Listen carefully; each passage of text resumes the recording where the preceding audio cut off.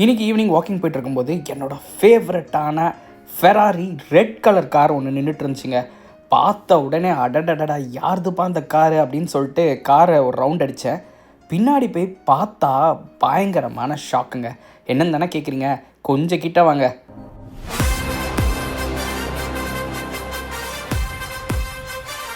இங்கே பார்த்தீங்களா, டிவிகே விஜய் தமிழக வெற்றி கழகம் யாரோ ஒரு தமிழரோட கார் தான்றதை நல்லா தெரிஞ்சுக்கிட்டேன். அதாவது டெக்ஸஸில் பார்த்தீங்கன்னா நம்பர் பிளேட்டில் நமக்கு பிடிச்ச வார்த்தைகளை சேர்த்துக்கலாம். அதுக்கு கொஞ்சம் எக்ஸ்ட்ரா பணம் கட்டணும், அவ்வளோதான். காரோட ஓனர் வர வரைக்கும் வெயிட் பண்ணி அவருக்கு ஹாய், நானும் விஜய் ஃபேன் தாங்க, ஒரு ரவுண்டு போகலாமா அப்படின்னு கேட்டேன்.